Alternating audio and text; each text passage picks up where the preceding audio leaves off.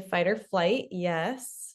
Yes, so fight or flight is your nervous system's ability to respond to the environment based on if it thinks that you are safe or not. And we'll cover that more in depth. So good. We have a good, at least an acknowledgement that it is a part of our body and how we function from a day-to-day basis. Does this sound like you? I find myself being really reactive during a heated discussion with my partner. I have a difficult time calming down after becoming upset. We haven't had sex in so long, it's just the norm now.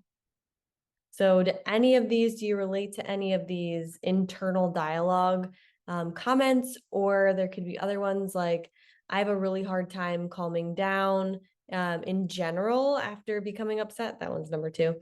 I feel very disconnected from my partner and I don't know why. We feel like roommates, or we feel like two ships passing in the night without the ability to connect. I'm not even sure if we like each other. I don't feel comfortable initiating, or I'm always initiating and my partner is rejecting me. Any of these sound like you? Do any of these sound like you?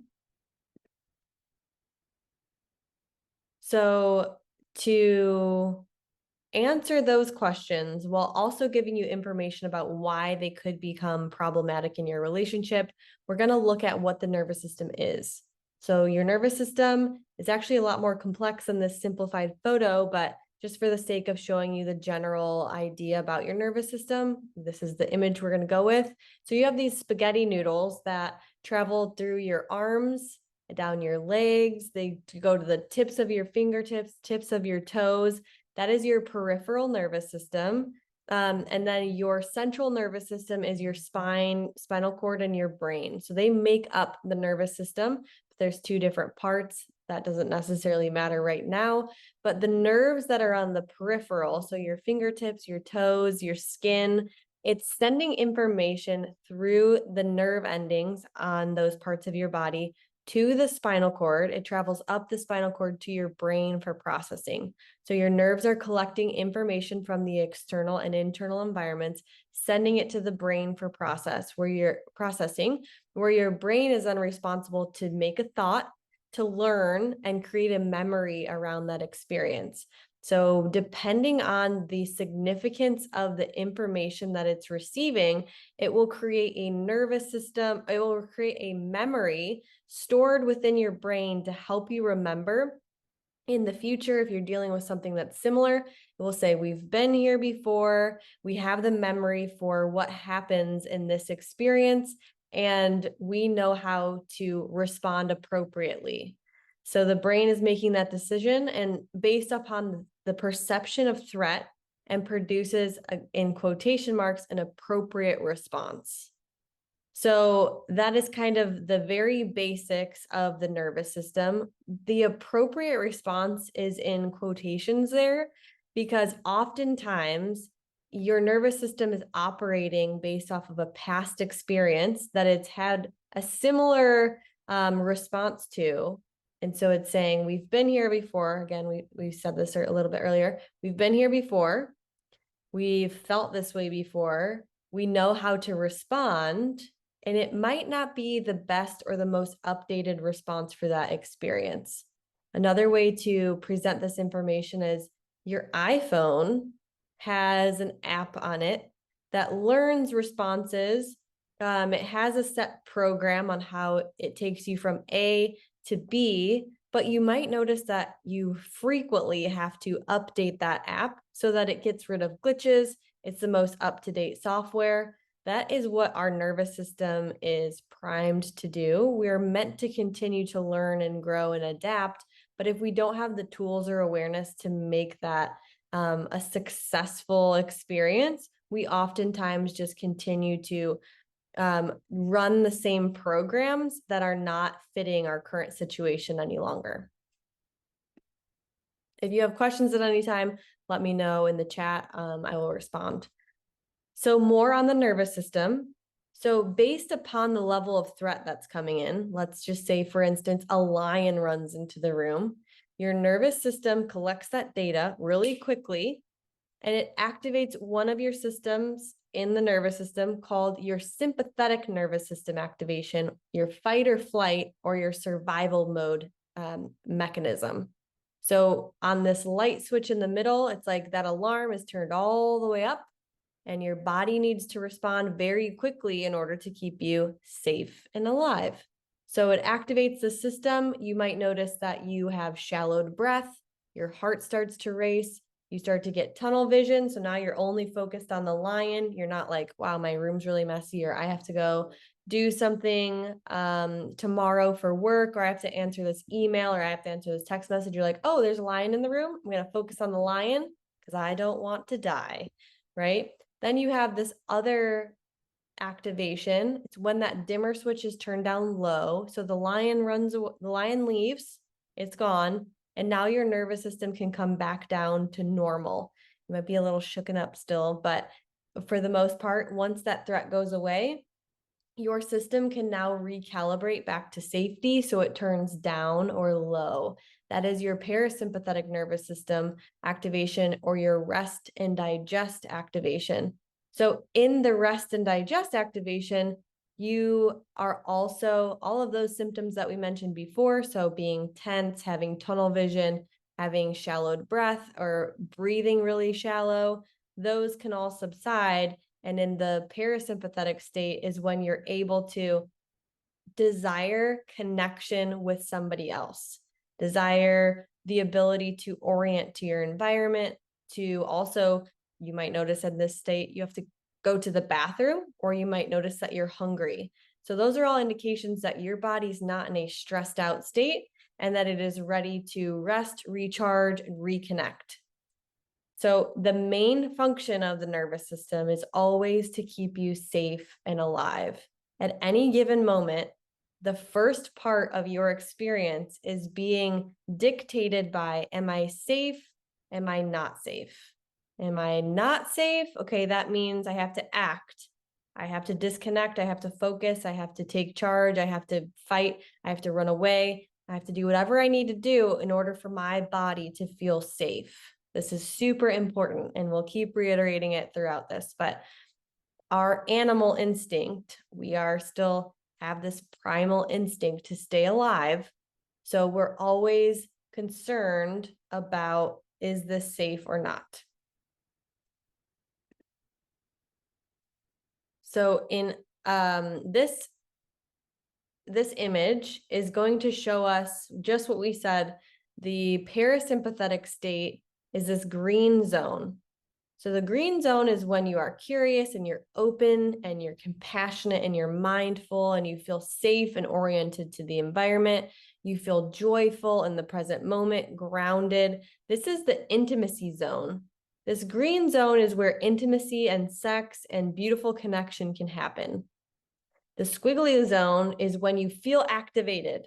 I think we can all think of a time when we've been activated by stress, by anxiety, by anger, by irritation. You know what your body feels like. It feels tense. It feels like you are focused on one specific part of the whatever you're experiencing. It feels like your heart is racing. You're taking more shallow breaths. Your pupils are actually dilating, your blood pressure increases, you start to feel that pump of adrenaline. So this is the time when you actually, it's that threshold, you pass the threshold of that squiggly line, and you can no longer focus on intimacy because now you're worried about, am I safe or not? Right? At some level, you don't feel safe, so you either want to run away or you want to fight whatever's happening. Fight also can look like verbal confrontation. Flight can look like avoidance. So this is the stress zone. This is when we turn away from connection and intimacy. And then we can cross over this dotted line when that stress is just coming at you so hard. You got so much on your plate, so many things are happening. Then you could shut down. So your nervous system goes into a state of shutdown. Maybe you are dissociating, like you don't even physically feel like you're present anymore. You feel hopeless or you feel shame. This is when your system is so overwhelmed that you are just not present anymore. You don't want to connect at all because you're like, I am so dissociated or numb or depressed. I can't even contribute to this experience because I'm already checked out. So there's a lot more to this chart, but just for the sake of this presentation, this is important because if you yourself are having, intimacy issues or difficulty with connection, and you also notice that your green zone might be kind of small over time, the more stressed you are, the more tolerance for connection you actually have. So that section might be pretty small before your system is activated by that fight or flight state. So you have that squiggly line, that's the activation into your stress response. You might notice that your fight or flight zone is much bigger, or your freeze zone is much bigger than your section of connection. This is also important too, because we live in a society that is pretty stressful. So stress from your job, stress from finances, stress from the relationship, stress from just your own internal experience being a human in this chaotic, day to day that we experience. So this can give you an indication of you yourself.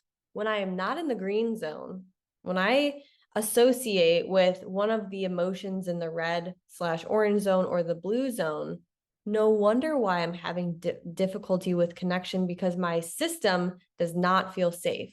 So you can utilize this chart to help you to determine what landscape that you're in and give you some more information about why do I feel so disconnected from not only my partner, but from myself.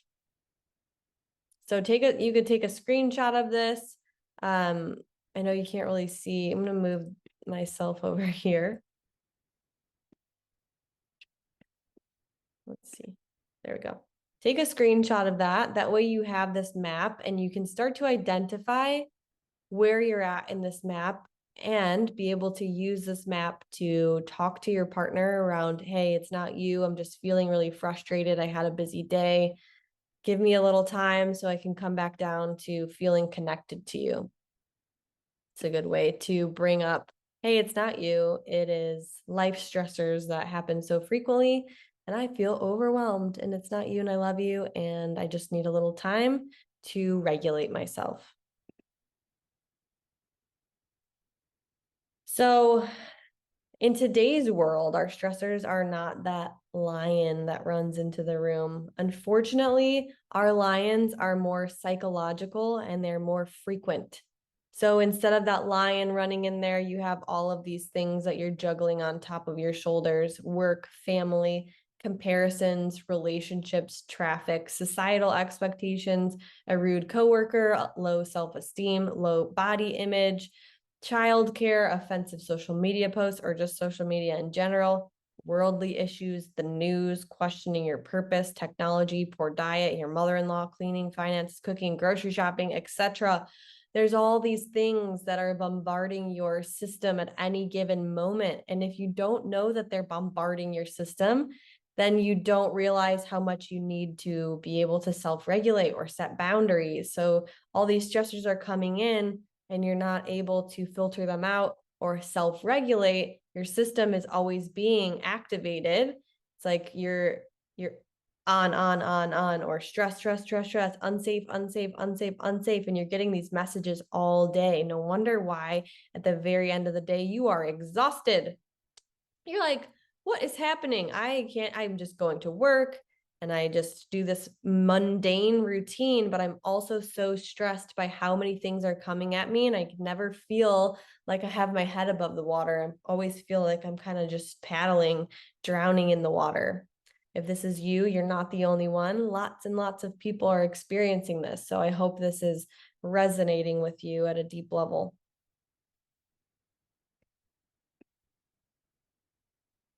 So when you constantly have that activation of your system, when you're saying not safe, not safe, not safe, not safe, not safe, without the ability to self-regulate, so without your ability to come back down to the green zone and really experience what safety feels like for you, you can start to experience an incoherent or out of sync system. The out of sync system becomes very hypersensitive to stimuli in your environment and contributes to a fear-based or survival mode existence. So when you constantly have the gas, you have on the left this out of sync system where your nervous system, your nerves plus your brain is getting a lot of signals all the time. And it's like, oh, you got stop, go, stop, go, stop, go, stop, go, stop, go, right? Or go, stop, go, stop, right? It is activating this system so frequently that your system just gets really out of sync. Whereas on the right side, if you knew what was happening and you were able to add some self-regulation techniques into there, you'd have a more coherent system that knows when to act and when to find safety. It's more predictable and it helps to create a coherence in your body, which is wonderful for creating more health and wellness benefits. Whereas on the left, if this happens for a prolonged period of time, you could start experiencing physical manifestations like fatigue, brain fog, low libido, low immune function, gastrointestinal issues, GI issues, respiratory issues, low libido, low disconnection. All of these things happen because of, or a very huge contributing factor of, a dysregulated or out of sync nervous system. So your nervous system, based upon the state that you are in, emits a vibe into what's called your electromagnetic field. So this bubble around you, we have lots of evidence of this now, thanks to the HeartMath Institute. They measured that you emit an energy field, it's called your electromagnetic field, about 6 feet outside of you. The vibe that you emit into this field, so you're your physical body, but you actually have the ability to affect 6 feet around you.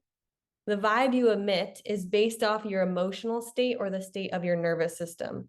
So if you're feeling frustrated, your nervous system feels that, and it emits the frustration out into your field. And the biggest part here, if you're in a relationship or you are single and you experience this with dating or just around people in the environment, but you emit this field that interacts with other people's fields. So you guys are like two giant balloon bubbles. I don't know if you've ever seen that, people in those big balloon suits. That's kind of what's happening, but your bubbles are interacting with each other. So if you come to the date and you're really nervous, or you're in a relationship and you're really frustrated, your energy, or the energy that you're emitting into the field, will negatively or positively affect this person based upon your emotional state.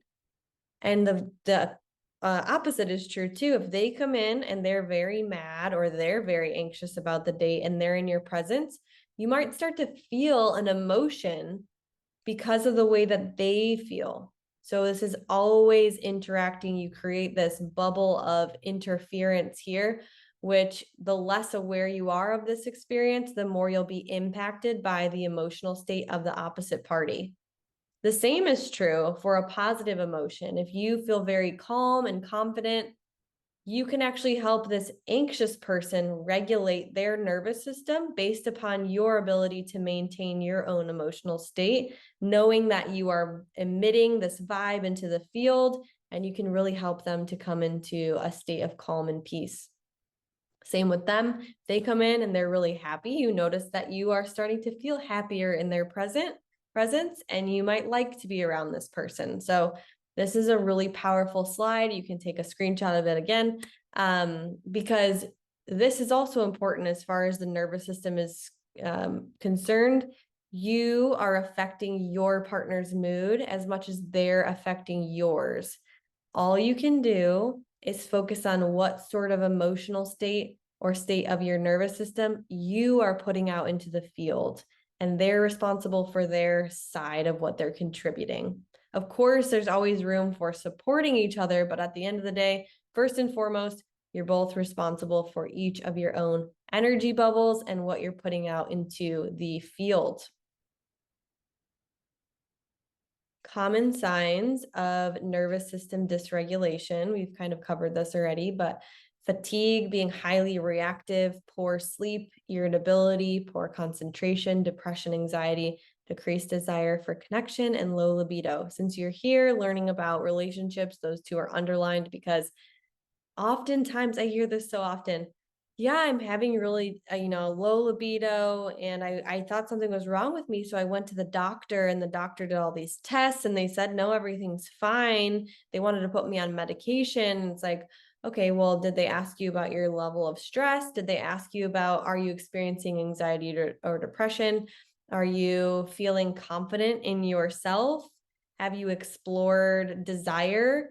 And all of the people that I ask are all, no, they did not. No, no, no, no, no. So there's this disconnect of, we don't understand as a society how important and how much the nervous system actually impacts so many things that in the Western world, we like to just give medication for. So if you resonated with any of these symptoms, totally let me know, or we can continue this conversation about them.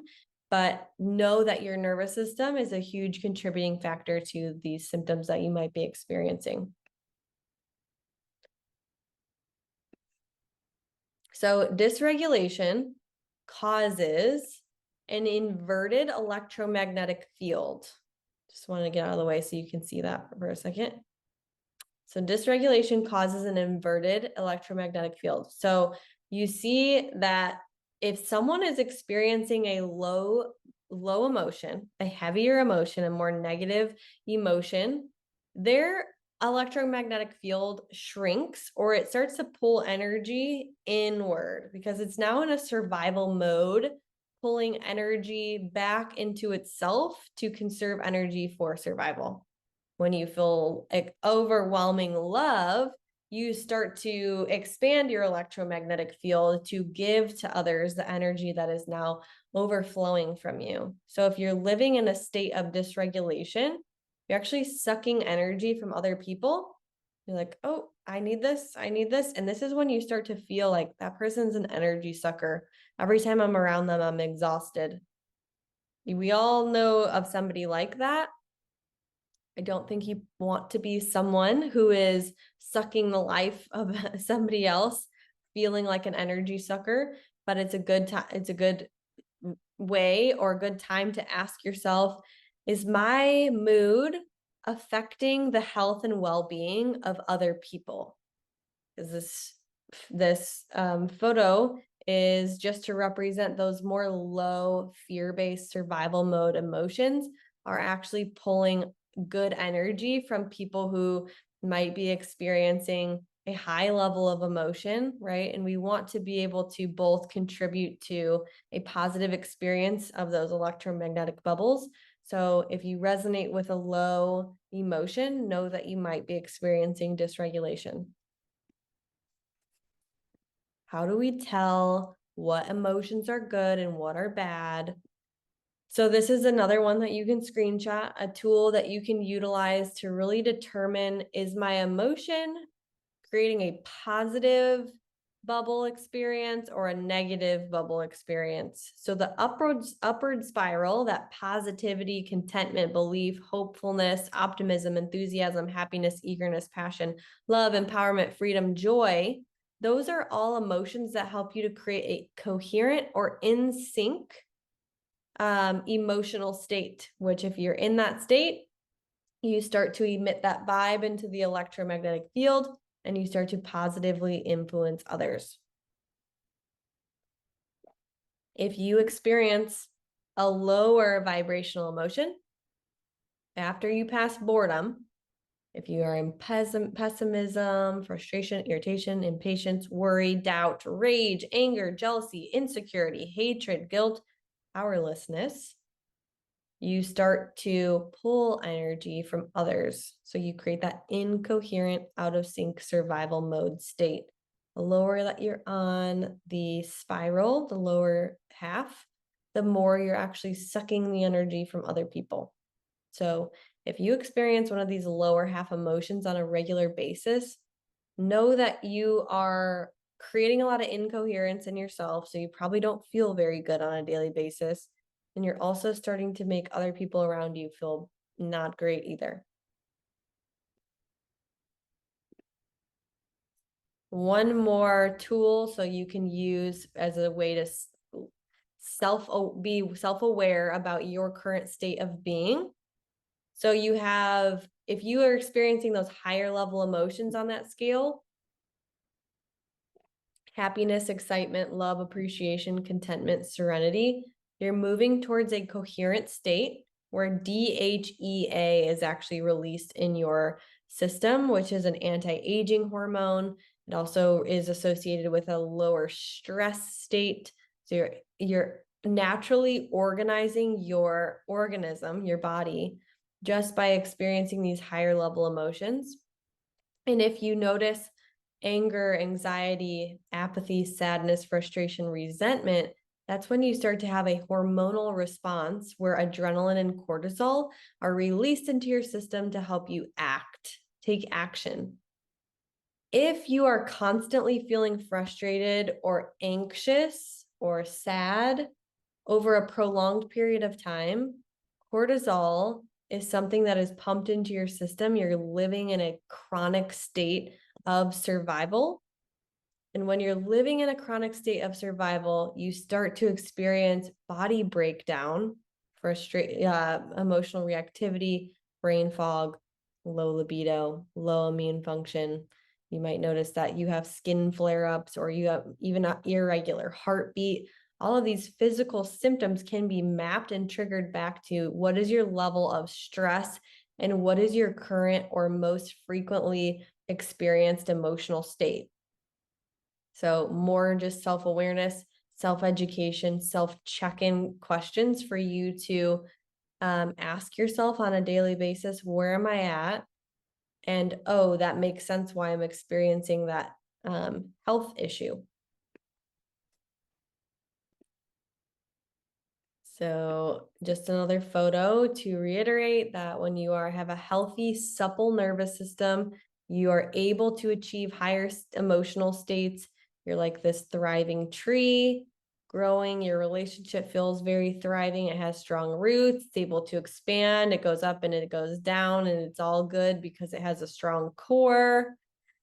And then you have the sad tree that happens when you are pulling energy from other people, or you notice that other people are pulling energy from you. It's depleting this tree. It's not allowing it to thrive like the one above it.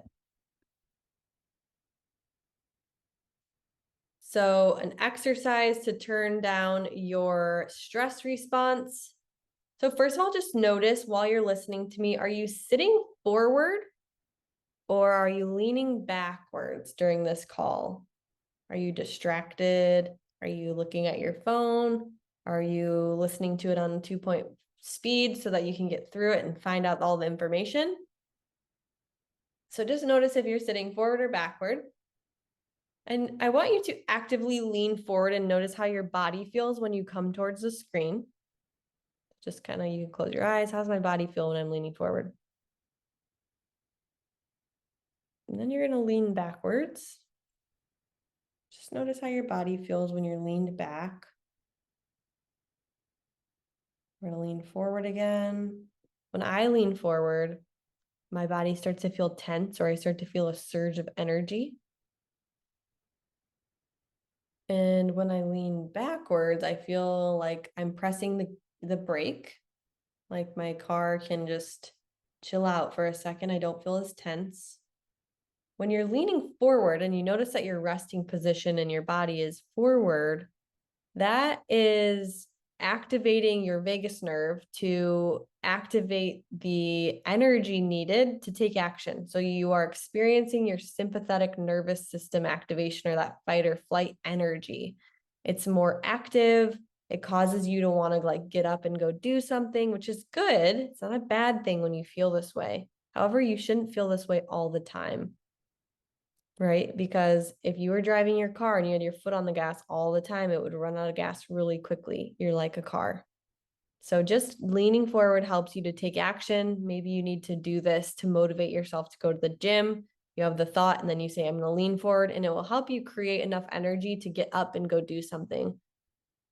And then maybe you change your mind. You're like, oh, I'm going to relax. Maybe I'm pushing myself too hard. I've been at the gym 5 days this week. Maybe I lean back and just rest and see how my body feels in a resting state.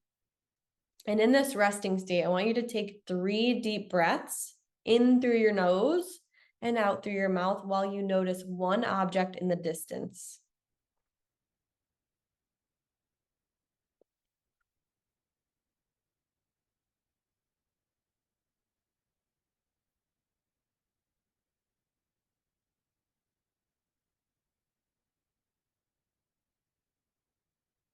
Last breath.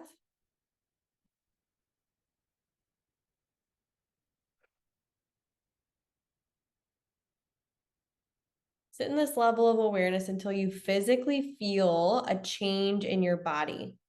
So when you are sitting back in the chair and you're taking deep breaths, how does it feel in your body when you are sitting to the back?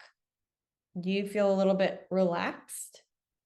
Do you feel like you can calm down? Do you feel like you can rest? This is just a good opportunity, a quick exercise. You can do this while you're at work, just playing with how you feel. You can do it while you're sitting in the car. You can do it when you're eating. Just getting familiar with what your body feels like when you have more of a surge of energy and more when you are ready to relax. So key points about stress and intimacy. You or your partner may be experiencing nervous system dysregulation due to the constant stress of modern life. So those modern, everyday psychological lions might be interfering with you and or your partner's ability to feel connected to each other or prioritize connection in your relationship. This is huge because I just want you to know that it's oftentimes not necessarily your fault, right? It's more of how that person is experiencing their own life, the stressors of their life, that when you compound all those things, sometimes your nervous system starts to associate all the stress with their partner, right? They're like, you're the cause of my stress. And so a big part of the work that I do with people is helping to see it's not your partner, it's all the stuff that you're experiencing, and maybe an inability to use communication that is effective to demonstrate or communicate your point, your wants, your needs, your desires. The result of a chronically activated nervous system is living in a state of survival mode. When this is true, it's very challenging to desire connection and intimacy. I just would like to reiterate that there's nothing wrong with you. Your nervous system is responding to stress or a threat, and it just might need to be updated or recalibrated, right? So there's a reason it's protecting you from something, but the reason might need a little bit of recalibration or an update because it no longer fits the narrative of your current adult life. So to recap, your nervous system is your body's alarm system, and it detects threats and initiates a response to keep you safe. Stress activates your body's fight or flight response and puts you in something called survival mode or fight or flight. Stress and intimacy is very challenging to get in the mood when your body's in protection survival mode. It literally will close off to connection because it feels unsafe. Improving intimacy first starts with awareness, being able to identify what state you're in, activating that rest and digest response. So being able to practice some exercises where you're physically feeling the rest and digest state and practicing that, really knowing and feeling and finding your way back to that state is super important, which throughout the rest of the time together, we'll cover more ways that you can connect to this state. And then in doing so, you improve your ability to communicate, hey, it's not you. I've just had a really stressful day and I'm feeling irritated. So I can't really be in connection mode when I'm feeling irritated. If you need any more inspiration, these are 3 ways that you can see more of what's going on my end. Thank you for coming to week 2. If you have any lingering questions, feel free to email me and we will continue the conversation. I will see you next week for week 3.